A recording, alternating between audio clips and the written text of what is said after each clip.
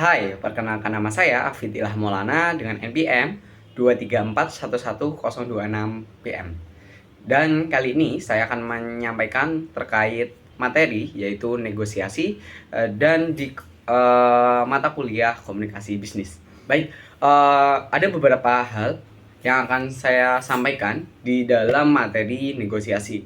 Yang jelas, yang pertama yang akan kita pelajari yaitu terkait pengantar negosiasi. Negosiasi adalah proses interaksi di mana dua pihak atau lebih berusaha mencapai kesepakatan yang saling menguntungkan, yang melibatkan komunikasi, kolaborasi, pemecahan masalah, dan mencari solusi yang terbaik dari semua pihak yang terlibat. Artinya, membutuhkan komunikasi, poin yang garis kita bawahi ya, komunikasi, kolaborasi, dan pemecahan masalah untuk mencapai solusi dari kedua belah pihak. Baik, selanjutnya ada dari definisi negosiasi.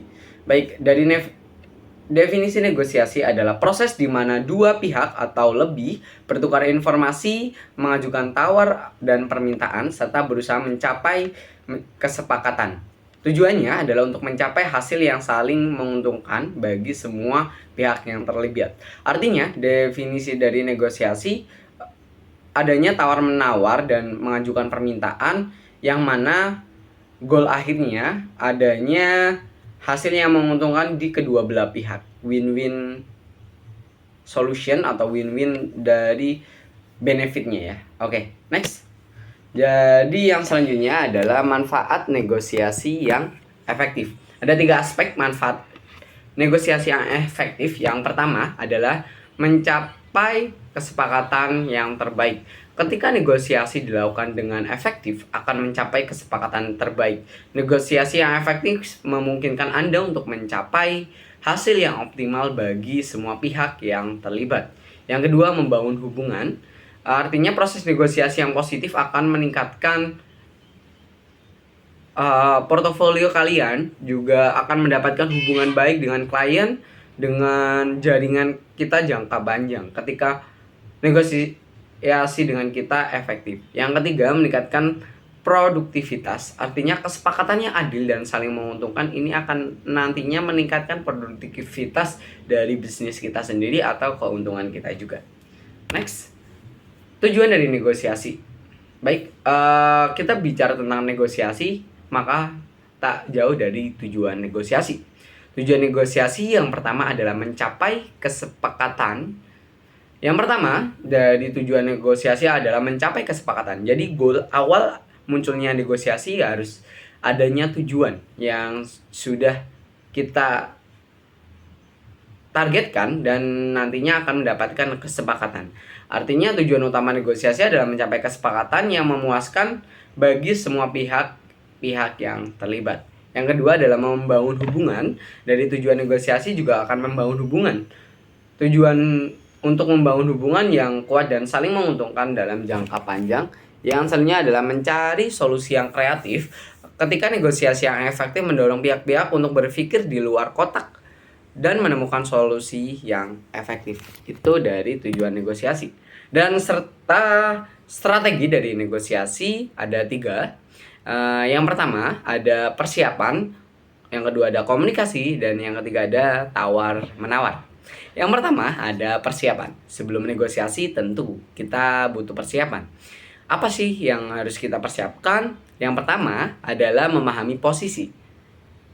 Pahami kepentingan dan batasan-batasan Anda ketika negosiasi.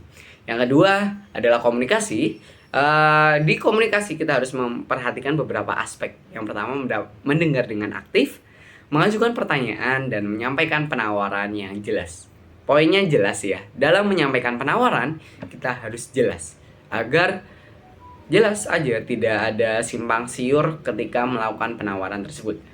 Dan yang ketiga, poinnya jelas dari negosiasi adalah tawar-menawar.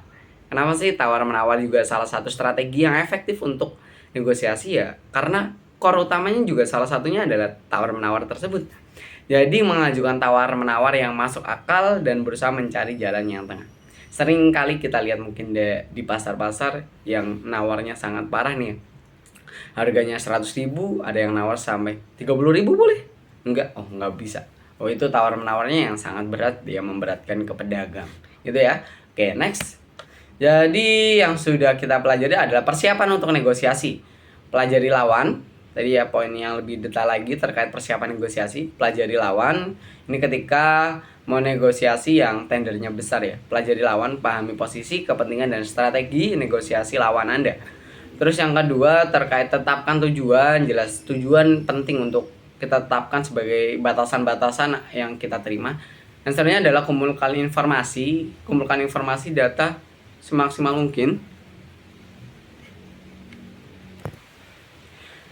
Oke, lanjut terkait kumpulan informasi, ada kumpulkan data, fakta, argumen yang mendukung dari posisi Anda. Selanjutnya adalah rencana strategi, bagaimana membangun rencana strategi yang fleksibel dan adaptif ketika negosiasi. Dan serta keterampilan komunikasi dalam negosiasi. Ada 4 aspek ya yang akan kita pelajari. Yang pertama adalah keterampilan mendengar, berbicara, empati, dan kompromi. Pasti mendengar. Kenapa mendengar lebih? Pertama, dengarkan dengan seksama untuk memahami kebutuhan dan kepentingan Anda. Yang kedua, berbicara, sampaikan pada pendapat dan penawaran Anda dengan jelas, tepat, dan persuasif. Yang ketiga, empati. Tunjukkan empati dan pemahaman terhadap posisi lawan-lawan Anda dan kompromi, bersedia untuk berkompromi untuk mencari solusi yang saling menguntungkan. Dan kesimpulan dari poin-poin negosiasi tadi yang sudah saya sampaikan. Yang pertama ada negosiasi yang efektif. Negosiasi yang efektif memungkinkan Anda mencapai kesepakatan yang optimal dan membangun hubungan jangka panjang dan meningkatkan produktivitas. Yang kedua, persiapan yang matang. Persiapan yang matang termasuk memahami lawan, menetapkan tujuan, dan mengumpulkan informasi adalah kunci keberhasilan dari negosiasi. Yang terakhir adalah keterampilan komunikasi. Keterampilan komunikasi yang baik akan mendapatkan aktif berbicara dengan jelas dan bersikap empati sangat penting dalam negosiasi. Mungkin itu materi negosiasi pada video kali ini. Terima kasih buat teman-teman yang sudah menonton dan sampai jumpa.